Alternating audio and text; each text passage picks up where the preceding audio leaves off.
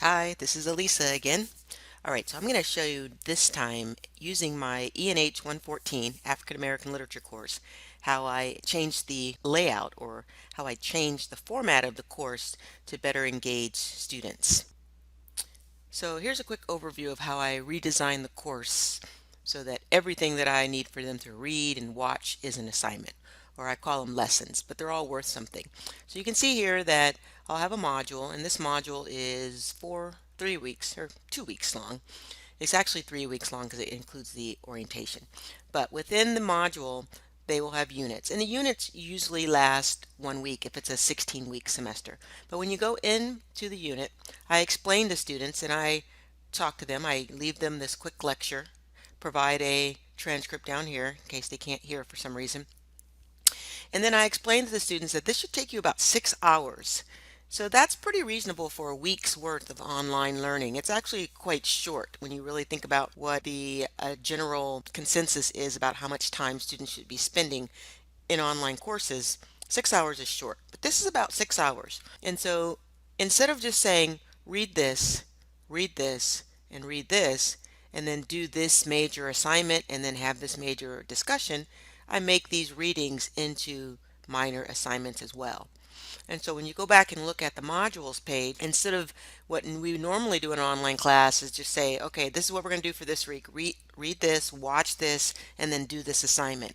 Instead, they're going to do this little assignment. It's only worth 5 points. This one's only worth 5 points, and they're really short. They don't take very long to do. I already showed you what they look like, or I'll show you what they look like. Another short reading or a video, 5 points, and then the major assignments is this one, and then the discussion. And so in this one, they're probably doing some sort of a rhetorical analysis type of an essay. But even with the rhetorical analysis essay that goes along with this unit, there's still some reading involved with it. So every assignment has some reading, every assignment has a rubric, and it makes it really easy for both the student to follow along and easy for me to grade it. So as I mentioned in my post, let's go into a module. So from the get-go, when students start, they'll go into their first module, and the very first assignment is this assignment that I talked about in the post. I want for students to watch this video about the origins of African American vernacular, but what I learned in the past was that students really weren't watching this video. So I embedded this video into an assignment. Okay, so let's take a quick look at the edit. So this is an assignment. I give it a name. I type in the text and I embed that video using this little button here. And then I tell students what it is I want for them to do. And then students will reply. So in this case, they're watching the video and they're going to write 100 to 200 word, not an essay, just a summary of what they learned from this video. So instead of students just clicking past that and going, oh, that's not worth anything, I'm not going to watch that video. Not every student does that, but quite a few are doing it. I now make it an assignment. And then I include this rubric so it's really easy for me to grade it. So just reading the first couple of sentences of their summary, I can tell that they opened up the video and started watching it. So I can just quickly go click, click, click, move on to the next student. So that's been very helpful. One of the other things that's been very helpful is I've been using a tool called Softchalk. Okay, so in this next lesson here, I use Softchalk, and so when students click into it, they'll see this little button here that says Load Lesson in a new window. And then when they click that, this Softchalk lesson pops up. And basically this was a handout that I used to give students to read, and it's all about Joel Chandler Harris, and the students would look at this article that I wanted them to read. Some would read it, others wouldn't, and I would wonder why they had no idea what I was talking about when I would talk about Joel Chandler Harris. So what I did was I just took the content from the handout and I created 4 separate pages, and so students can click through to see the content of this article that I used to have them read. Now, the best part about it is instead of just saying, all right, well, they're just going to skip this too. Well, with Softchalk, I'm allowed to embed not just the words and the images, but I can also embed video.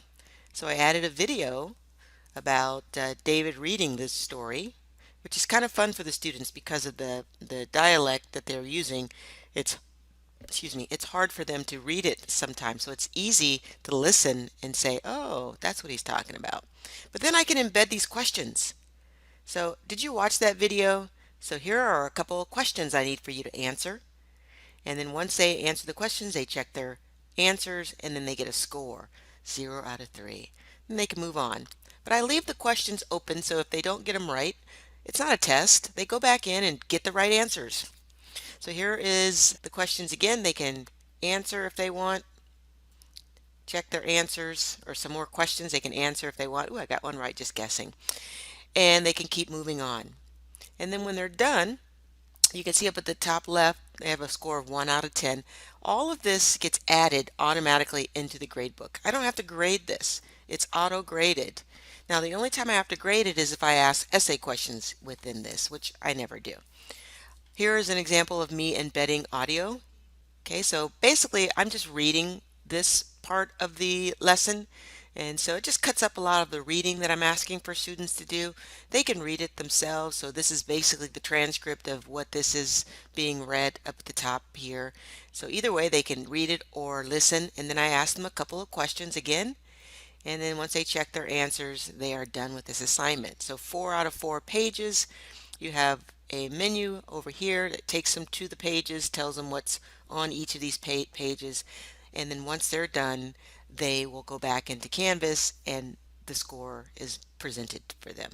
So we have a couple of licenses at GCC, but I believe that Softchalk is offering free licenses for the remainder of this semester.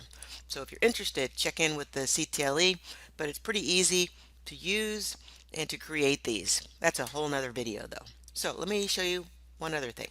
So sometimes I like to use the quiz tool, and I tell students up front that these aren't quizzes, but I'm just using the quiz tool, so they're able to redo them if they want to. But basically what I do is very similar to what I've been doing previously, is I will present some content into the window that explains to them what they're supposed to do if this were a quiz. And then after they do whatever it is I asked them to do, in this case they were supposed to read this article. Okay, and I do this when I can't really get the content if it's not open. And so if you're cutting and pasting content into a Softchalk lesson like I showed you previously, then you might be breaking copyright. So I'm not going to worry about that right now, but in this case, what I do is I will still send students over to read something that might be copyrighted and that I don't have permission to use necessarily. And then I bring them back in and then I give them these questions to answer.